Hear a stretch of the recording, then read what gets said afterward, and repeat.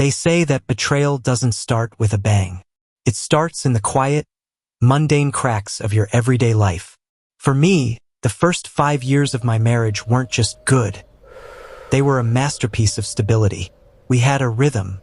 We had unspoken codes, shared jokes, and that profound sense of safety that you build with someone when you think you've truly found your person. I remember looking at them across the breakfast table a dozen times and feeling this overwhelming sense of gratitude. I wasn't naive. I just trusted the life we had built. We were a team. There were no secrets, or at least, that was the story I told myself every single night before I drifted off to sleep. I didn't notice the small changes. The way they'd tilt their phone screen away just a fraction of an inch, or the way their laughter started to sound a little hollow, like a recording played in an empty room. I dismissed those things as stress or work, or just the natural cooling off that happens after years together. I was an expert at rationalizing the irrational. I lived in a comfortable bubble of normalcy, completely unaware that the walls of that bubble were already thinning. I was looking right at the truth, day after day, but I was blinded by the very thing I thought was our strength. My absolute, unwavering trust. I didn't know it then, but I was living in the final act of a play, and the script was being rewritten behind my back. They say when life changes forever, you should feel a shift in the air. But that's not how it happened. It happened on a Tuesday. Not a dramatic, rain-drenched evening, but a painfully ordinary night. The smell of dinner cooking, the quiet hum of the refrigerator, the patter of rain on the window. They were sitting on the couch, completely absorbed in the moment, illuminated by the cool blue light of their phone screen. And suddenly they smiled. It wasn't just a smile. It was a genuine, soft, intimate smile. Exactly the same one they gave me when we first met. It was a look of pure connection, clearly belonging to the person on the other side of the screen. In that moment, I didn't sense anything suspicious. I wasn't looking for a flaw in our perfect life. I was just curious. I walked over, casually placed my hand on their shoulder, and asked 3 simple words. Words I could never, ever take back. Who is this? I didn't expect recognition. I expected to hear a colleague's name, see a funny video from a friend, literally anything mundane. I was ready to laugh along with them, but what followed was no answer. It was the heaviest, most suffocating silence I've ever experienced in my life. If they had answered immediately, even if it was a complete lie, I probably would have believed them.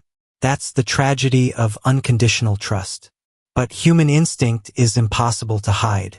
For a fraction of a second, I felt their shoulder go completely rigid beneath my hand. The warm smile vanished instantly, replaced by a microscopic flash of sheer, unadulterated panic. Then came the sound. A sharp, defensive click as they locked the screen and flipped the phone face down against the cushion. It was a movement so fast, so calculated, it felt like a physical blow. They looked up at me, their eyes wide, trying to reconstruct the mask that had just slipped. Nobody, just work, they said. But the tone was entirely wrong. It was too flat, too rehearsed, pitched half an octave higher than their normal voice. In that single microsecond, the illusion shattered. I didn't need to see the screen. I didn't need to read the texts.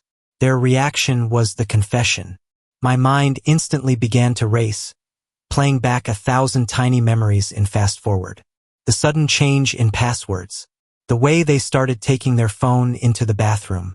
The perfume I couldn't recognize. The late nights at the office that never seemed to result in extra pay. Every innocent excuse I had swallowed over the past 6 months suddenly morphed into a perfectly crafted script. Standing there in our living room, my heart pounding in my ears, I realized the terrifying truth. I wasn't looking at my partner anymore. I was looking at a stranger who was desperately trying to keep me trapped in their lie. The hardest part about discovering a betrayal isn't the anger. It's the grief. But it's a bizarre, phantom grief because the person you are mourning isn't dead. They are sitting right in front of you, eating dinner, asking you how your day went. You mourn the history you thought you shared. You realize that while you were building a home, they were building an escape route. Every memory you hold dear is suddenly tainted. Was that vacation real? Or were they texting someone else while I was asleep?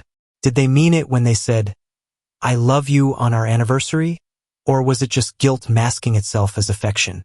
That one question, "Who's that?"